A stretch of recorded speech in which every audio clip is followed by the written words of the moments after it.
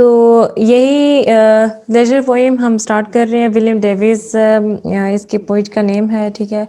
तो ये very first poem है। I think first poem start से आपने छोड़ा हुआ है सारा, मतलब स्टार्ट से किया ही नहीं है। जी मैम, मैंने नहीं किया हुआ।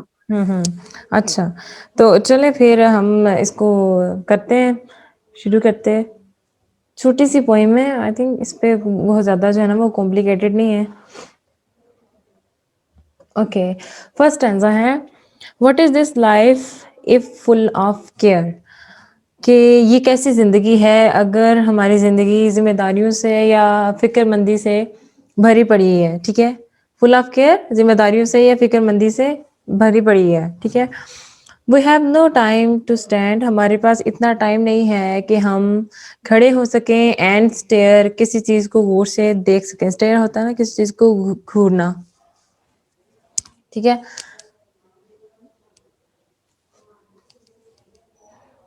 अच्छा मरवा, आप मुझे साथ साथ रिस्पॉन्स करती जाएं। माइक अनम्यूट रखें अपना, ठीक है, ताकि मुझे ना, क्योंकि आप अकेली ही हो क्लास में, तो फिर मुझे पता चला है कि आपको समझ आ रही है या नहीं आ रही है। ठीक है।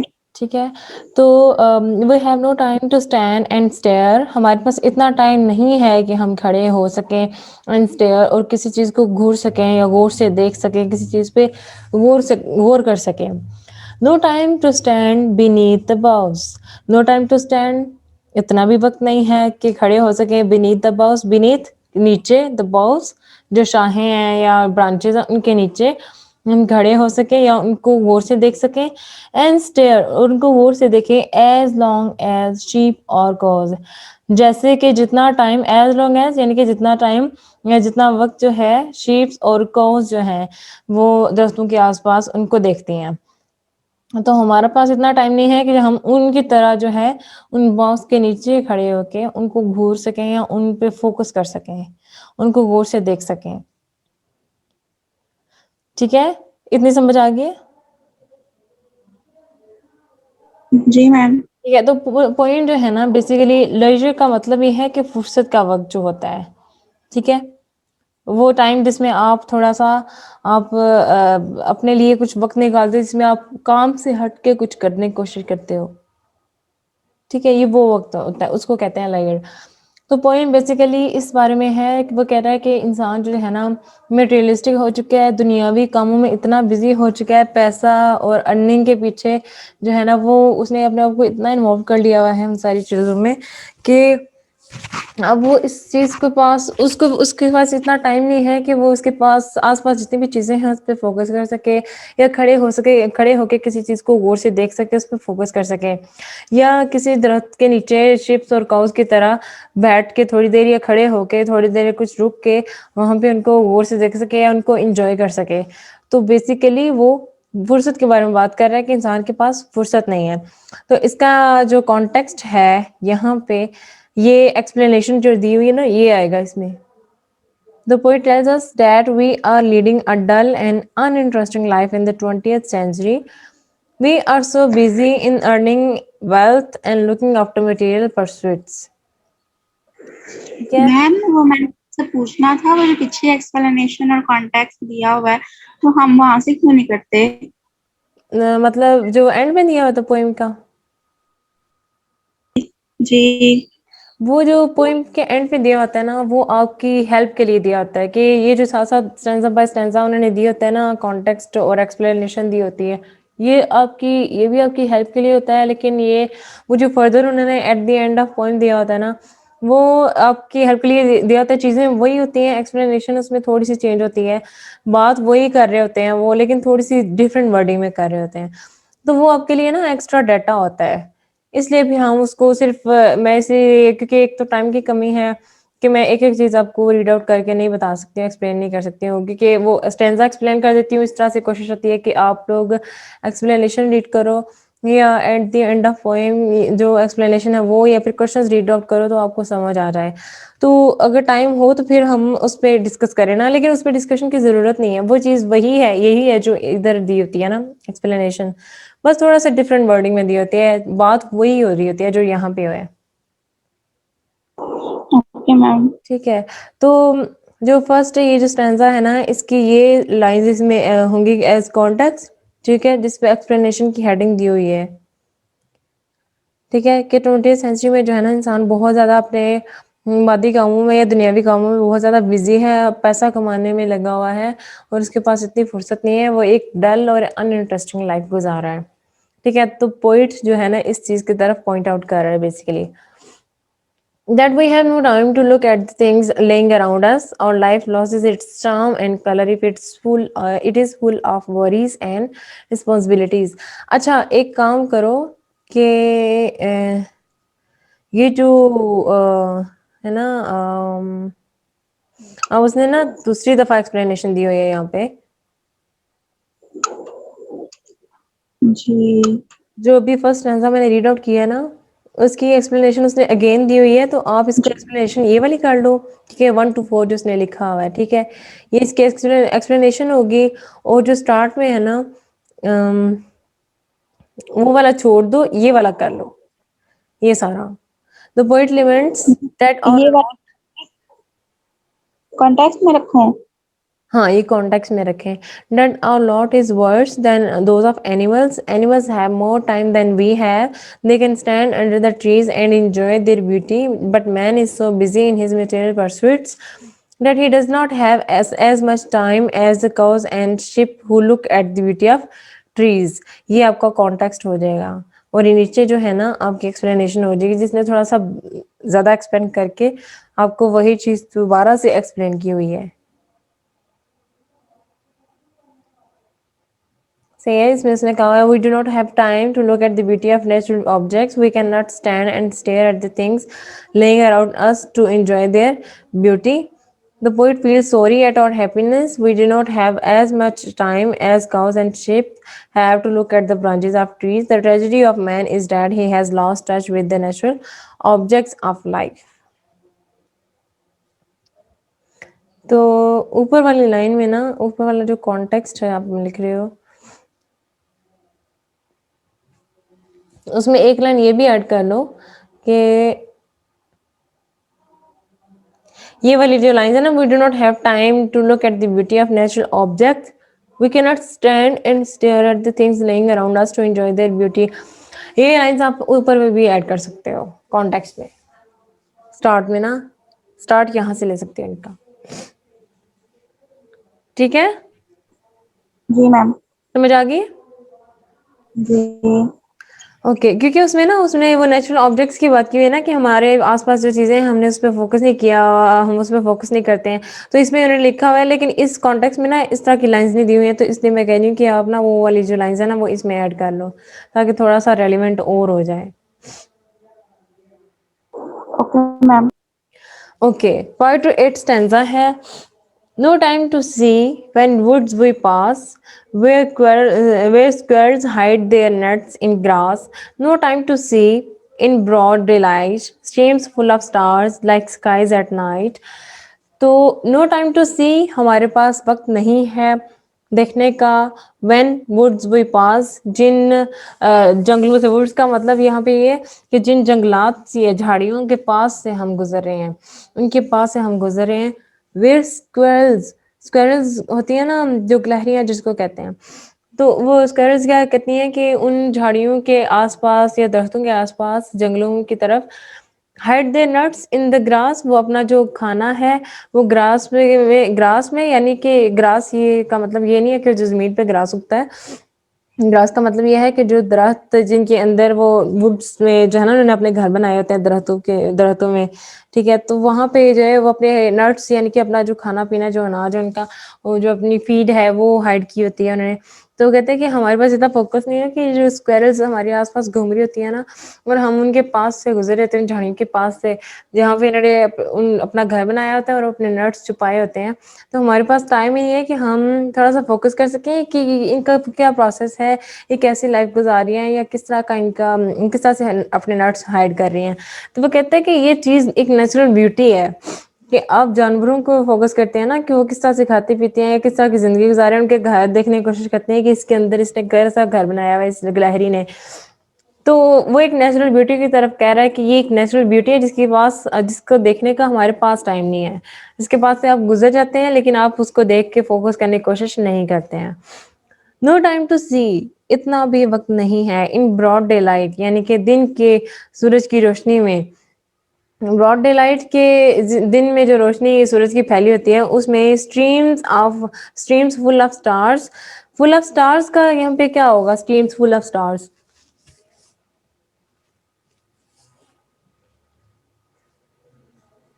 जो the stream shine the sunlight in the morning, वो जो रिफ्लेक्शन होती है स्टार्स की, हाँ, मॉर्निंग में मतलब नहीं, द रिफ्लेक्शन ऑफ।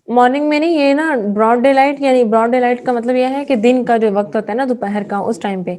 तो वो कह रहा है कि ये जो है ना दिन के वक्त जो दरिया या जो झीलें होती हैं ना उसके ऊपर जो फुल ऑफ स्टार्स का मतलब ये है कि सितारों की शक्ल में जब सूरज की रोशनी उन पानी पे पड़ती है तो किसी झील या समंदर या जहाँ पे भी कोई पानी होता है उसके ऊपर सूरज की शुआएं पड़ती हैं तो उसकी वजह से वो हमें ऐसा लगता है जैसे पानी के ऊपर जैसे स्टार से चमक रहे होते हैं। तो वो स्ट्रीम्स फुल ऑफ स्टार्स इसलिए कह रहे हैं कि वो जो स्टार्स जो है वो स्ट्रीम्स के ऊपर यानी स्ट्रीम्स के अंदर जो पानी है पानी के ऊपर वो सूरज की रोशनी की वजह से शुआओं की वजह से वो जो स्टार्स की तरह से चमक रहे होते हैं हमें नजर आते हैं। उनको उसने स्टार्स कहा है लाइक स्काइज एट नाइट, जिस तरह से रात को आसमान पे जो है वो रात के वक्त आसमान पे जो तारे होते हैं उसकी तरह। तो यहाँ पे लाइक स्काइज एट नाइट यहाँ पे जो है वो कंपेयर कर रहा है स्टार्स को उन स्ट्रीम्स के ऊपर जो एक नेचुरल सा एक आपको साइट नजर आता है स्ट्रीम के ऊपर स्टार्स से नजर आते हैं चमकता हुआ पानी नजर आता है उसके साथ उसने सितारों को कंपेयर किया है। तो ये भी एक नेचुरल ब्यूटी का दो पार्ट हो गए यहाँ पे, ठीक है। दो बातें होगी, एक ये कि जब आप वो वुड्स के पास से गुजरे हैं किसी जंगल से गुजरे हैं तो आप स्क्वायरल्स के हाइड जो कर रही होती हैं अपने नट्स आप उनको देखते नहीं हैं, उनको फोकस करने का आपके पास टाइम नहीं है। और सेकंड ये कि ब्रॉड डे लाइट में आप स्ट्रीम के ऊपर जो चमकता हुआ पानी यानी उसके ऊपर सूरज की शॉम की वजह से दोपहर के वक्त जो तारे की तरह चमक रहे होते हैं आप उसको जो है वो जैसे सितारे रात को आसमान पे चमकते हैं इस तरह से उनको भी देखने का आपके पास टाइम नहीं है। तो ये दो पार्ट हो गए, इसमें नेचुरल ब्यूटी के दो पॉइंट्स होंगे। The stream shines in the sunlight in the morning, the reflection of stars, यहाँ पे मॉर्निंग लिखा हुआ है लेकिन मॉर्निंग नहीं है। ब्रॉड डे लाइट का मतलब ये है कि जो ब्रॉड होता है ना खुला किसी चीज का, यानी कि ब्रॉड डे लाइट ये दिन का वक्त होता है। The reflection of stars is seen in the streams. The sight is as beautiful as the sky which shines at night due to twinkling of stars. इससे पिछले की लाइंस की इसने नहीं दी हुई है यहाँ पे।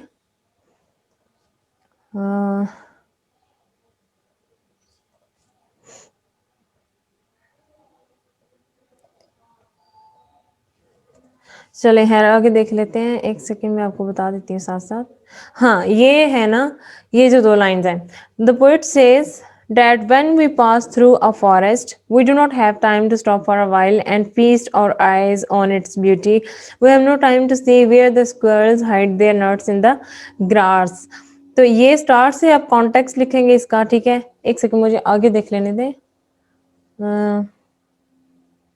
ओके तो ये जो है ना नीचे वाला आपने सीक्वेंस वाइज लिखना है क्योंकि स्टार्स ये जो no time to see nuts in grass वाला जो है ना ये स्टार्ट में आ रहा है। तो आप ये जो लाइंस हैं ये जो पैराग्राफ ना ये स्टार्ट में लिखेंगे, उसके बाद ये जो ऊपर दिया हुआ ना उसके बाद ये वाला लिखेंगे, ये नीचे आएगा वो वाला ऊपर आएगा, ठीक है। नहीं, मेरा no time to see skies at night वो तो लास्ट पे है। हाँ वही मैं कह रही हूँ ना कि इसको अरेंज करेंगे ना आप, ये जो no time to see nuts in grass, ठीक है, ये स्टार्ट में आ रहा है ना, ठीक है। तो इसको आप पहले लिखेंगे, यहाँ पे इन नट्स इन द ग्रास लिखने के बाद आप ये वाला ऐड करोगे साथ, ये वाला बगैर हेडिंग दिए आप इस सारे को एक कॉन्टेक्स्ट की शक्ल में 6 से 7 लाइनें लिखेंगी। ये पूरा ही लिखना है ना, हाँ वो जी। जो स्टीम फुल स्टार्ट से लेकर। हाँ ओके। अच्छा, इन द मॉर्निंग की जगह ना आप लिख लो इन द डे लाइट, ठीक है, इन द डे लाइट। तो इस तरह से आप इसका कॉन्टेक्स्ट लिखेंगे और एक्सप्लेनेशन जो अभी है ये in this lines the poet feel sorrow at और preoccupation in worldly affairs, ये सारा इसमें आ जाएगा। ठीक है, इसमें मुश्किल कोई भी नहीं है, उसी को उसने फर्दर एक्सप्लेन किया है, जिसको जो मैंने उर्दू में एक्सप्लेन किया उसने यहाँ पे इंग्लिश में लिखा हुआ है। They look very bright and clear in broad daylight. The rays of the sun work on the water as the brightness of stars works in the skies. ठीक है, उसको एक्सप्लेन किया हुआ उसने कि किस तरह से रोशनी पड़ती है सूरज की। Both the sights are fascinating. बहुत ही ज़्यादा अट्रैक्टिव होते हैं ये वाला sight. Man has no time to enjoy the beauty of bright streams and water and that of skies at night. ठीक है, तो ये सारी इसकी एक्सप्लेनेशन आ जाएगी। जी मैम। ओके, नेक्स्ट पे चलो, नेक्स्ट आंसर। जी ma'am. No time to turn at beauty's glance and watch her feet how they can dance. No time to wait till her mouth can enrich that smile her eyes begin. A poor life this if full of care. We have no time to stand and stare. So no time to turn at beauty's glance. No time to turn, इतना वक्त नहीं है कि मुड़ के देखें eight beauty's glans, जो beauty है, जो नेचुरल ब्यूटी है उसकी जो चमक ग्लैंस होती है ना, कोई किसी की तरफ ग्लैंस यानी कि एक अट्रैक्शन जो होती है। ठीक है, ब्यूटीज ग्लैंस और ब्यूटी की जो अट्रैक्शन है, इतना भी वक्त नहीं है कि आप उसको थोड़ी देर के लिए मुड़ के देख सकें। And watch her feet how they can dance. How they can dance, ये किस बारे में बात हो रही है?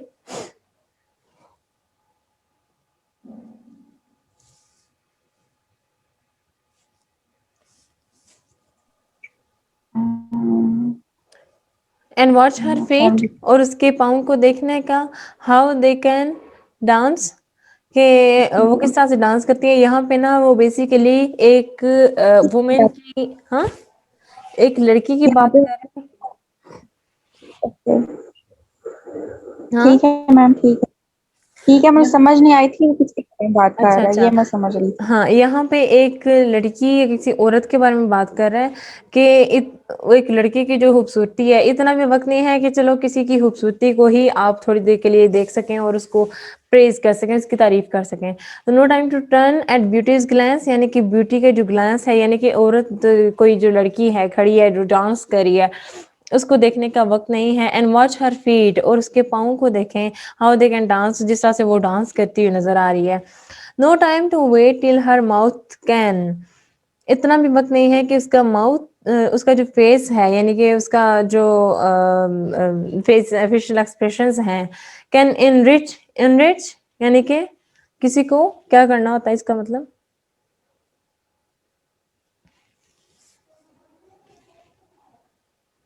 यानी कि नो टाइम टू से टू वेट, इतना वक्त नहीं है कि खड़े होकर इंतजार कर सकें।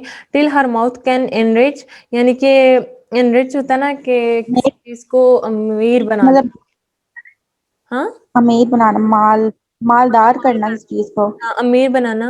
तो वो कह रहे हैं कि हमारे पास इतना भी टाइम नहीं है कि वो जो ब्यूटी जो है ना, ग्लैंस है, वो जो लड़की डांस करती हुई है उसकी तरफ देख सकें, और इतना वक्त भी नहीं है कि हम इस चीज़ का इंतजार कर सकें कि टिल हर माउथ कैन इनिच, उसके फेस पे एक जो है वो उसका जो फेस है वो माला माल हो जाए। किससे? That her smile her eyes, that smile her eyes began, कि जब उसकी आंखें चमकती हुई आंखें या मुस्कुराती हुई आंखें उसके चेहरे पे हमें नजर आए, तो हम उसको भी, यानी कि उसको वही सेंस में कह रहे हैं, in rich that smile her eyes begin.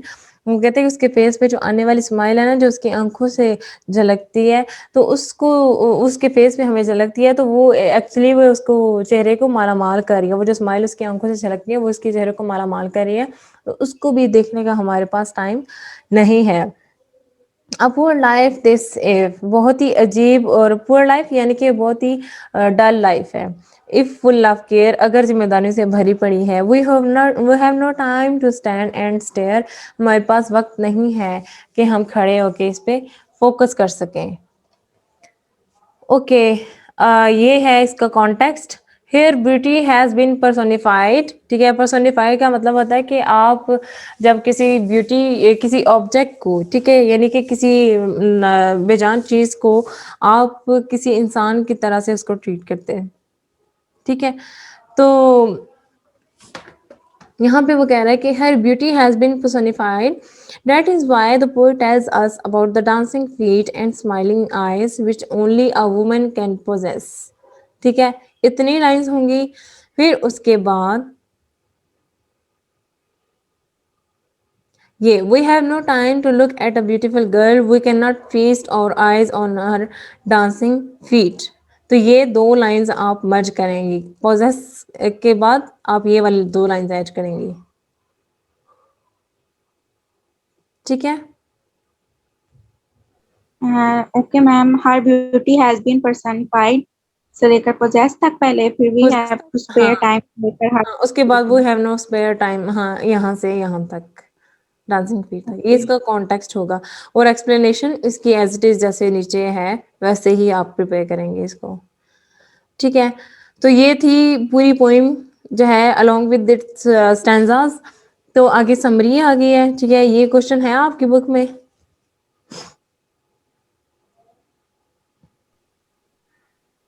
Right a summary of the poem layer. है। जी।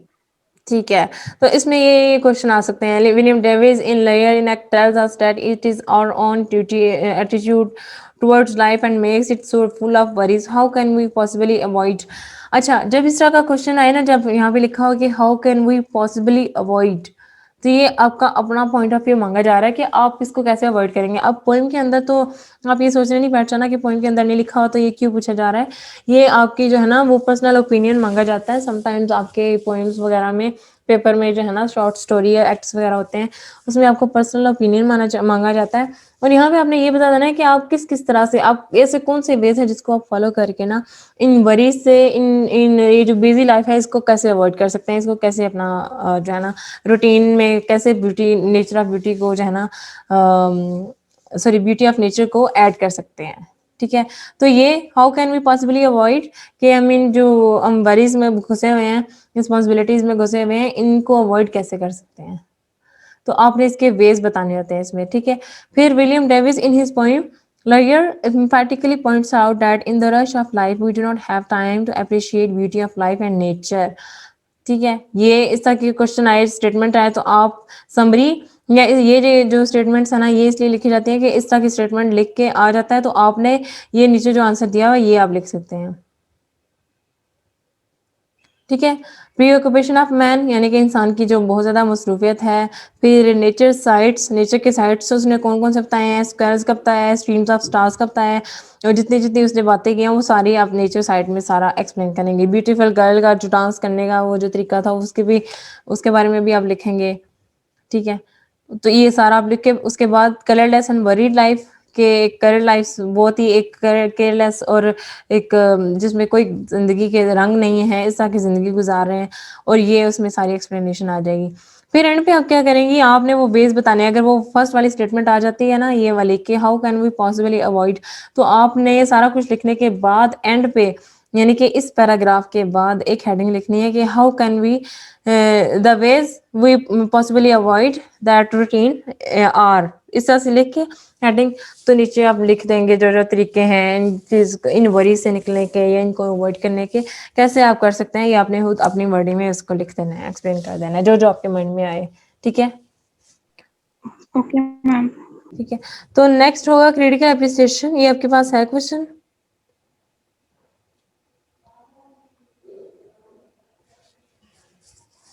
ये क्वेश्चन है आपके पास? नहीं, सेंट्रल आइडिया है, फिर सिर्फ 3 क्वेश्चन है। इसमें क्रिटिकल एप्रिसिएशन आ जाएगा, इसमें थीम या सेंट्रल आइडिया भी आ जाता है, मेन आइडियाज भी आ जाते हैं। ये सारे क्वेश्चंस, पॉसिबल क्वेश्चंस जो है ना नीचे स्टेटमेंट्स लिखी हुई हैं। अभी आप ये देखो डाटा यही लिखा हुआ है आपका जो मेन आइडिया वाला है, और कमेंट ऑन मॉडर्न सिविलाइजेशन। जी मैम, यही है। तो फिर ये फिर क्रिटिकल उसके नीचे एप्रिसिएशन, आपका पोएम है, फिर उसने नीचे मैन इंडिफरेंस टू नेचर, यही है। हाँ, theme of the poem, then man's indifference to nature. ठीक है, इसके ऊपर आप लिख लो क्रिटिकल एप्रिसिएशन। ठीक है, प्लस का निशान लगा के ना साथ लिख दो क्रिटिकल एप्रिसिएशन, यानी कि ये क्रिटिकल एप्रिसिएशन में भी आएगा, आ सकता है ये क्वेश्चन।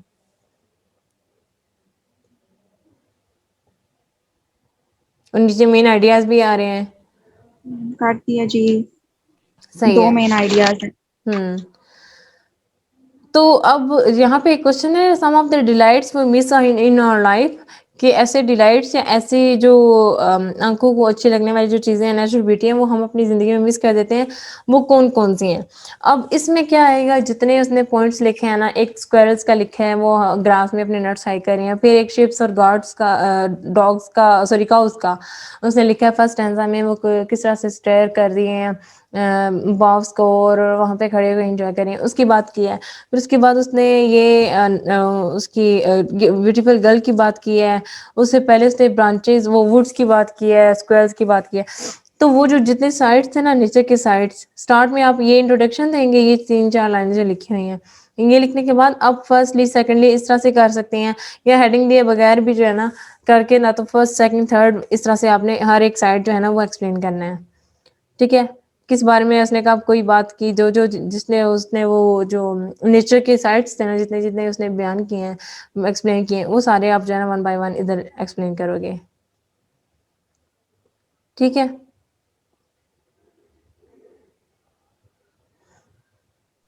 यस मैम, ठीक है। ठीक है। तो इसमें जो है उसने स्टार्ट पे जो है ना वो यहाँ पे देखें, उसने शिप और डॉग्स काउस की बात की है, इसने शिप और काउस की बात नहीं किया, आपने वो भी करनी है। ठीक है, तो इसके 4 पॉइंट्स बनेंगे, इसके इसने 3 थर्ड लिखे हैं ना, थर्डली। तो स्टार्ट में जो है ना पहला जो है ना, सबसे पहला आपने वो शिप और काउस वाला भी ऐड कर लेना है उसमें। ठीक है, वो भी नेचर का साइट ही है ना, तो उसको भी आपने ऐड कर लेना है। सही है। Some of the things we, okay, what are some of the things we miss. हाँ, मेरे पास ये वाला क्वेश्चन ही मेरे पास। ये जो अभी मैंने ओपन किया है, जी। अच्छा, इसमें वही आ रहा है, मैन्स इंडिफरेंस टू नेचर, जो कि पीछे था। ठीक है, और nature has an ample with wealth for enjoyment. चले, मैं ये ना क्वेश्चन आपको सेंड कर दूंगी। ठीक है, जो चीज़ें हम जिंदगी में मिस करते हैं, ये क्वेश्चन वही है, थोड़ा सा सेम ही है ऑलमोस्ट, थोड़ा सा डिफरेंट है। इसको बस एक दफ़ा देख लेना आप। ठीक है, मैं सेंड करूंगी ना, तो आप इसको देख लेना एक दफ़ा। उसके बाद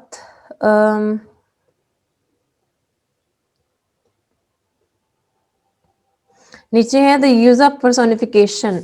पर्सोनिफिकेशन उसने क्या यूज किया है, पहले सबसे जब जैसे ये क्वेश्चन आएगा जब, तो आपने पर्सोनिफिकेशन की डेफिनेशन लिखनी है, कि यहाँ पे जो लिखी हुई है, personification is a poetic device, ठीक है,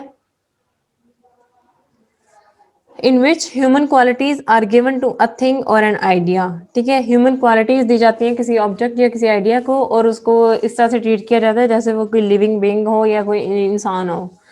ठीक है, फॉर एग्जाम्पल अब उसने जो है ना पोइम क्या दे दिया, because are good now stop for death, उसमें भी ऐसा हुआ था। आप इनका कंपैरिजन, ये रेफरेंस दे सकते हो पोइम्स का ना, कि इस पोइम में भी ऐसा हुआ था, which is an abstract idea has been made a human being, it has been personified as a living creature। और इसी तरह से इस पोइम के अंदर उसने नेचर को पर्सोनिफाई किया है, और other is the charming woman, जिसने चार्मिंग वुमन के बारे में बात की है, who can captivate the heart of young people. The poet was talked about the has talk about the glance, the dancing feet, mouth and eyes of a beautiful woman.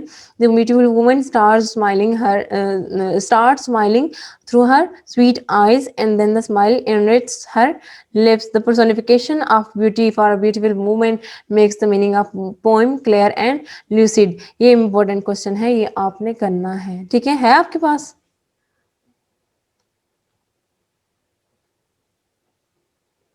ये question आपकी book में है, use of personification. सिर्फ 3 question है, ये ना use of personification है, ना पीछे वाला। ठीक है, पीछे वाला, इससे पिछला मैं ना सेंड कर देती हूँ। ये वाला तो है ना आपके पास? ये भी नहीं है मैम, सिर्फ 3 है। ये नहीं है यूज ऑफ पर्सोनिफिकेशन? नहीं। चले, मैं ये भी आपको सेंड कर दूंगी।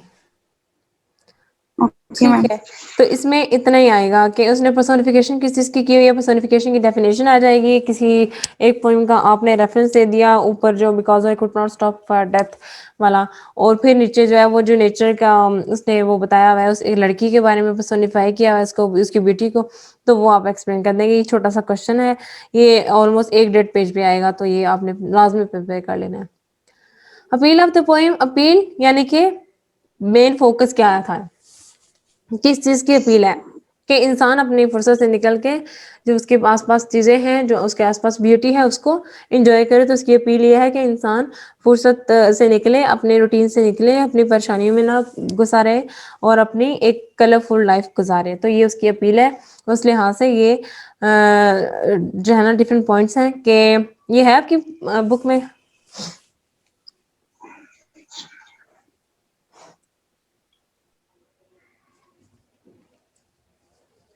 ये आपकी बुक में है? नहीं मैम। चले मैं ये भी कर देती हूँ फिर आपको सेंड। ये भी इम्पोर्टेंट क्वेश्चन है, अपील ऑफ द पोएम। इसमें उसने लिखा हुआ है मेन क्वालिटीज ऑफ पोएम्स। ठीक है, मेन क्वालिटीज उसमें क्या थी कि उसने क्रिटिसिज्म किया हुआ है मॉडर्न मॉडर्न जो लाइफ है उसके ऊपर।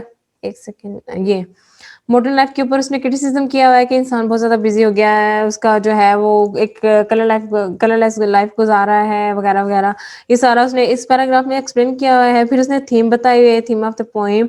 ठीक है, कि थीम जो है सेंट्रल आइडिया क्या है पोएम का।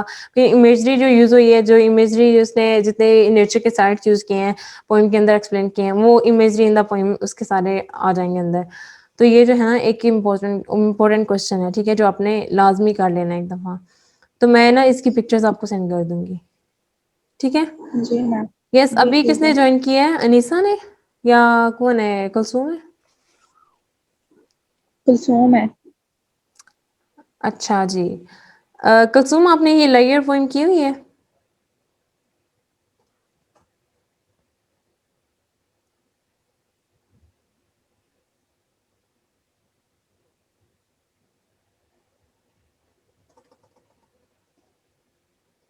यस कुलसूम, आपको आवाज़ आ रही है मेरी? अच्छा, तो ये पोएम इसके इतने क्वेश्चंस थे, ये यहाँ पे जो है ना एंड हो रही है। ठीक है, इसके नीचे और कुछ भी नहीं है। तो ये जो लास्ट 3 क्वेश्चंस है ना, पर्सोनिफिकेशन वाला और ये है अपील ऑफ द पोएम और इससे पहले वाला क्वेश्चन, ये तीनों की मैं ना आपको पिक्चर सेंड कर दूंगी, ठीक है।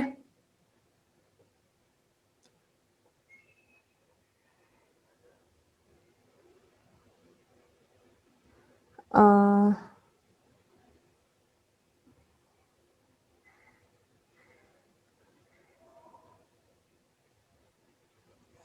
अच्छा, रिवाइज करवा दूं? मुझे आपकी आवाज़ नहीं आ रही है, आप ना एक दफ़ा कर दें ये, मुझे एक दफ़ा रिस्पॉन्स कर दें ना कि आपको मेरी आवाज़ आ रही है, तो फिर मैं जो है ना आपको रिवाइज करवा देती हूँ। हमारी आवाज आती। अच्छा, आप अपना माइक अनम्यूट रख सकते हो, ठीक है। तो स्टैंजा बाय स्टैंजा करवाऊं? हमारी आवाज। ठीक है, तो स्टैंजा बाय स्टैंजा आपको करवाऊं या फिर क्वेश्चंस बता दूं हाली? मैम वैसे समरी करवा दें। अच्छा, समरी करवा दूं? समरी मैं स्टैंजा बाय स्टैंजा ही आपको बता देती हूँ। क्वेश्चन आंसर करवा दें। हम्म, क्वेश्चन आंसर करवा दें। क्वेश्चन आंसर्स करवा दूं? चलें ठीक है।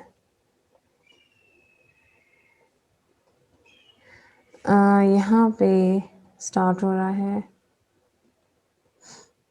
ओके।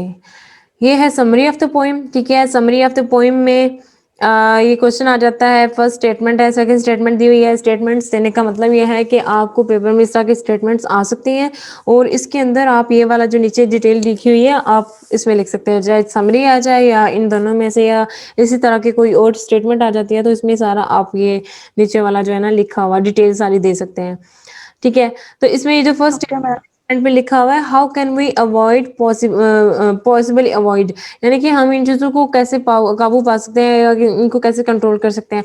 तो इसका जो है ना ये सारा क्वेश्चन तो उन्होंने लिखा हुआ है, लेकिन एंड पे ना पॉसिबली अवॉइड कैसे कर सकते हैं ये इस बारे में कुछ नहीं लिखा हुआ। ये सारा एक्सप्लेनेशन सारी उन्होंने दी हुई है, लेकिन जो है ना पॉसिबली आप कैसे अवॉइड कर सकते हैं ये उन्होंने नहीं दिया हुआ। तो आप क्या करेंगे, इतना लिख के ना ये जो पैराग्राफ लास्ट लिया हुआ है, ठीक है, कलरलेस एंड वरीड लाइफ। इसके बाद क्या करेंगे, इसके बाद आपने एक हेडिंग देनी है, उसमें आप लिखेंगे कि वी कैन पॉसिबली अवॉइड और वरीज या इस तरह से, ठीक है, हेडिंग देख के छोटी सी। उसके बाद आपने जो आपके माइंड में आता है ना पॉसिबल वेज कि जिस तरह से आप इस वरीड लाइफ को, कलरलेस लाइफ को अवॉइड कर सकते हैं, किस तरह से कर सकते हैं, कौन कौन से तरीके हैं, वो आपने जो है ना छोटे से एक पैराग्राफ में 5-6 लाइनों में उसको एक्सप्लेन कर देना है। अगर इस तरह की स्टेटमेंट आ जाए तो फिर ठीक है। मैम कौन सी स्टेटमेंट, आपकी आवाज नहीं आई थी मुझे। ये जो स्टार्ट में मैंने दिखाई है ना अभी आपको, ये लिखा हुआ है एंड पे, how can we possibly avoid. अच्छा। ठीक है, कि इंसान का एटीट्यूड है कि वो वरीज में, रिस्पॉन्सिबिलिटीज में खोया हुआ है, मसरूफ है, तो इसको हम कैसे काबू पा सकते हैं। अब सारे क्वेश्चन में ना उसने सारी डिटेल तो लिखी हुई है, हर डिटेल वो टॉपिक वो हेडिंग देख के लिखी हुई है, ठीक है, लेकिन जो है ना हम कैसे उसको अवॉइड कर सकते हैं ये नहीं लिखा हुआ। तो ये आपने खुद से लिखना है, आपके माइंड में जो जो आती है ना आप के कौन से पॉसिबल वेज हैं जिसके थ्रू आप इस वरीड लाइफ को अवॉइड कर सकते हैं, तो वो सारे आप लिखेंगे इसमें, ठीक है। इस पैराग्राफ के बाद ये कलरलेस एंड वरीड लाइफ लिखा हुआ है ना, ये वाला पैराग्राफ, इसके बाद ये जहाँ पे एंड हो रहा है enjoy the beauty of nature, यहाँ पे एंड हो रहा है, इसके बाद आप एक हेडिंग दे लेंगी, पॉसिबली हाउ कैन वी, या इस तरह से लिख लो कि वी कैन पॉसिबली अवॉइड और वरीज, इस तरह से लेके हेडिंग लिख के, और नीचे जो है ना वो 5-6 लाइनों में आपने वो एक्सप्लेन कर देना है कि हम कौन कौन से ऐसे तरीके हो सकते हैं जिनके थ्रू आप एक मसरूफ लाइफ जो है अपनी अवॉइड कर सकते हैं, ठीक है, और नेचर को एंजॉय कर सकते हैं। उसके बाद क्रिटिकल एप्रिसिएशन है, आपके पास जो मेन आइडिया दिया हुआ है ना उसमें ये सारे पॉइंट्स हैं।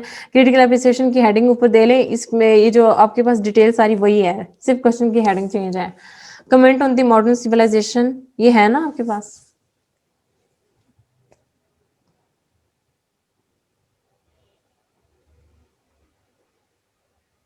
Comment on the modern civilisation ये वाला है, इसके ऊपर आप लिख लें, साथ क्रिटिकल एप्रिसिएशन भी यही है, ठीक है। इसके बाद इसमें आ जाएगा ये नीचे थीम ऑफ द पोइम आ जाएगा, इसको आप देख लेंगे एक दफ़ा, थीम क्या है, पोइम का मेन आइडिया क्या है, man's indifference to nature, ठीक है। और इसमें ये वाले क्वेश्चन में आपका central idea, main idea, theme of the poem, critical appreciation, ये सारी डिटेल्स जो है ना ये इसमें आप लिख सकते हैं, ये सारे क्वेश्चन इसमें कवर हो जाएंगे। तो नेक्स्ट है मेन आइडियाज के, उसने 2-3 हेडिंग्स दी हुई हैं। Some of the delights we miss in our life, हम अपनी जिंदगी में कौन कौन सी डिलाइट्स मिस कर देते हैं। छोटा सा इंट्रोडक्शन उसने दिया हुआ है 3-4 लाइनों का, 1 2 3 4 लाइन्स का, ठीक है, 4.5 लाइन्स का। इस तरह से आप एक्सप्लेनेशन, थोड़ी सी इंट्रोडक्शन देंगे, उसके बाद फर्स्ट पे जो है ना आप ये फर्स्ट सेकंड थर्ड करके हर एक जो साइट उसने पॉइंट के अंदर लिखा हुआ है वो सारा जो है ना आप फर्स्ट सेकंड थर्ड करके और इस तरह से पॉइंट्स बना के पैराग्राफ फॉर्म में लिखेंगे कि कौन कौन सी साइट्स हम मिस करते हैं जो कि पॉइंट ने पोएम के अंदर कहा है। सही है। उसके बाद नेक्स्ट क्वेश्चन है some of the things we miss, ये मैं आपको पिक्चर सेंड कर दूंगी ग्रुप में। चीज़ वही है, मैंस इंडिफरेंस टू नेचर, जो अभी रिसेंटली मेन आइडियाज़ वाले क्वेश्चन में आ रहा है। और उसके बाद nature has an ample wealth for enjoyment, ये भी जो है ना ये मैं आपको सेंड कर दूंगी। छोटा सा क्वेश्चन है, इसको लाजमी एक दफ़ा देख लेना, वैसे है सेम वही है। उसके बाद जो है ना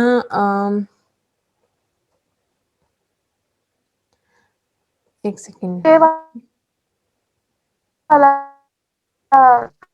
सम of the delights, some of the delights we miss in our life, यानी कि उसमें जो जो पॉइंट के अंदर उसने कहा है ना कि हम ये डिलाइट हमारे पास इसको देखने का, फोकस करने का टाइम नहीं है, तो वो सारे डिलाइट्स हैं जो ब्यूटी के साइट्स हैं उनको उसने वो लिखा हुआ है one first second third point के लिहाज से। तो इस तरह से आपने जो है ना क्वेश्चन में आपने इसी तरह से लिखना है। तो यूज ऑफ पर्सोनिफिकेशन है, पर्सोनिफिकेशन का जब भी, जैसे मैंने आपको कहा था कि कोई क्वेश्चन आता है तो उसकी पहले आपने डेफिनेशन लिखनी होती है, तो यहाँ पे इस क्वेश्चन की मैं आपको पिक्चर सेंड कर दूंगी। पर्सोनिफिकेशन की उसने डेफिनेशन लिखी हुई है पहले, personification is a poetic device it in which human qualities are given to a thing और एन आइडिया। अपने इसने डेफिनेशन लिख के फिर उसने फॉर एग्जांपल लिख के साथ ये दूसरी पॉइंट जो है आपने पढ़ी हुई है, because I could not stop for death, उसकी उसका रेफरेंस देके कि इसमें भी ऐसे ही जो है पर्सोनिफाई किया हुआ है मौत को, जो है उसने पर्सोनिफाई किया हुआ है कि एक इंसान की शक्ल की तरह, जो है इंसान की तरह उसको ट्रीट किया हुआ है। फिर उसके बाद इसने इस पोएम के अंदर जो ब्यूटी ऑफ वो वुमन है ना, उस लड़की के बारे में बयान किया हुआ है। किस तरह से उसको पर्सोनिफाई किया हुआ है, ये आप एक्सप्लेन कर देंगे। तो एक छोटा सा क्वेश्चन है लेकिन इम्पोर्टेंट है, ये आपने लाजमी करना है। ठीक है, उसके बाद जो है ना अपील ऑफ द पोइम है कि इसमें अपील क्या है उसकी, वो चाहता है कि लोग अपनी फुर्सत से निकल के जो इसके आसपास की ब्यूटी है उसको एंजॉय करें, उसके लिए टाइम निकालें। तो ये इसका भी मैं आपको इसकी पिक्चर सेंड कर दूंगी। इसमें क्रिटिसिज्म ऑन हरिड लाइफ, यानी कि जो आपकी बिजी लाइफ है उस पर उसने क्रिटिसिज्म किया हुआ है। और उसके बाद नीचे थीम दी हुई है, थीम ऑफ द पोइम आप लिखेंगे। उसके अंदर आप इस तरह से ये 1 नंबर 2 3 नंबरिंग नहीं देंगे, आप बस अपने पॉइंट्स इस तरह से पैराग्राफ फॉर्म में लिख लेंगे। ठीक है, इमेजरी ऑन द पोइम ये लिखेंगे, ये नंबर 3 नहीं लिखना साथ, ना ही नीचे नंबर 4 जिस तरह से लिखा हुआ है। बस इस तरह से इसने ना आपको इसने इसमें जब क्वेश्चन अटेम्प्ट करेंगे तो आपने पैराग्राफ फॉर्म में इसको ना लिख देना है बस। तो नंबरिंग नहीं करनी है, ना ही जो है ना वो इस तरह की हेडिंग देनी जिसमें आप जस्टिफाई ना कर सकें। तो ये जो है इस पॉइंट से रिलेटेड इतना ही था। ठीक है, समझ आ गई है? Yes, ma'am. मरवा आपको भी आ गई है? जी मैम। चले, मैं ना अब नेक्स्ट मीटिंग स्टार्ट करती हूँ और इसके साथ ही नेक्स्ट पोइम हम टार्टरी है ना आपकी नेक्स्ट पोइम।